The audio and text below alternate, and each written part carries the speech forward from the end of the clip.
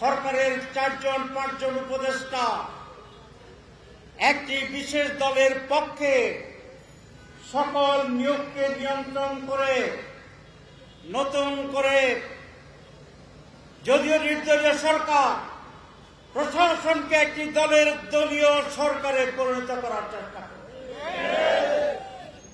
আমি পুলিশের ঊর্ধ্বতন কর্মকর্তার সাথে আলোচনা করেছিলাম, সেখানেও একই রকমের কথা যে প্রচন্ড চাপ কোন একটি দলের লোকদেরকে নিয়োগ দেওয়ার জন্য। আমরা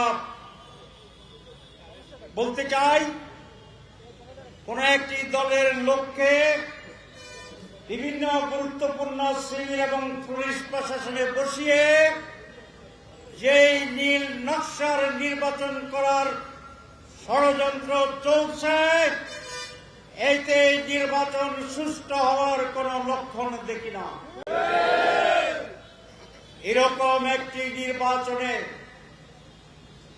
2024-এর মতো নির্বাচনে 2018-র মতো প্ল্যান্ড নির্বাচনে জনগণ অংশগ্রহণ করবে না। আমি সরকারকে দৃষ্টি আকর্ষণ করতে চাই, আজকে হুঁশিয়ারি দিতে চাই না, আজকে দৃষ্টি আকর্ষণ করতে চাই। প্রশাসনের যে অবস্থা এবং যে ষড়যন্ত্র চলছে, এটাকে বন্ধ করুন। নিরপেক্ষ সৎ যোগ্য লোকদেরকে গুরুত্বপূর্ণ জায়গায় পদায়ন করুন।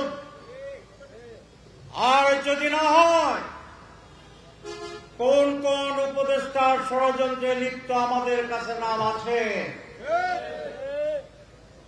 তাদের কণ্ঠ রেকর্ড আছে, মিটিংয়ে তারা কি বক্তব্য রাখেন তার খবর আছে। আমরা জনগণের কাছে আপনাদেরকে এখন প্রকাশ করছি না। ঢালাইয়ের সেরা প্রিমিয়ার সিমেন্ট সুযোগ করে দিতে চাই, আপনাদের সংশোধনের জন্য সময় দিতে চাই। যদি সমাগত সাবধান না হন, তাহলে জনসমক্ষে নাম প্রকাশ করা হবে। জনগণ যদি জানে আপনারাই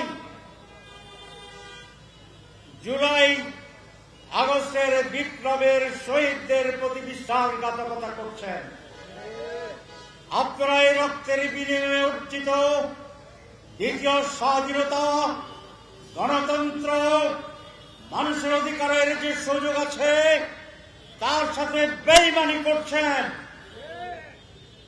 আজকে যারা 15 বছরের বেইমানির জন্য দেশটাকে বিতাড়িত হয়েছেন, দেশে থাকলেও সূর্যের মুখে দেখার সুযোগ পাচ্ছেন না, আপনাদের পরিণতি তার চেয়েও খারাপ হবে। আমি প্রধান উপদেষ্টাকে বলতে চাই,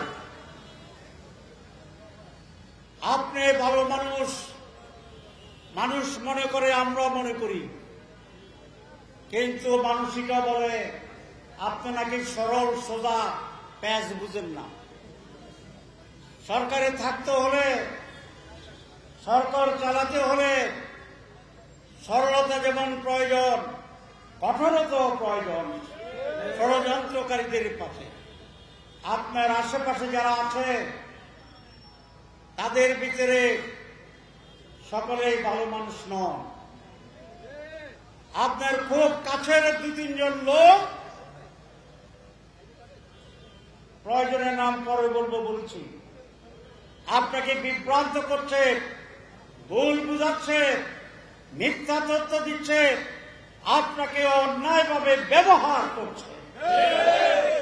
আপনি তাদেরকে সরান, না হলে জনগণ সরিয়ে যাওয়ার পরিস্থিতি তৈরি করবে। এই হচ্ছে আমার প্রথম কথা। এটা মনে করার কোনো কারণ নাই। বাংলাদেশ এখন 2024 সাল, এটা মনে করার কারণ নাই 2018 সাল আবার বাংলাদেশে এরকম কাণ্ড কারখানা করে আওয়ামী লীগ কিছুদিন ছিল পার পায়নি। আর এখন যুবকদের ভিতরে যে চেতনা, অন্যায়ের বিরুদ্ধে, ষড়যন্ত্রের বিরুদ্ধে আপনারা কয়েক মিনিটও টিকতে পারবেন না।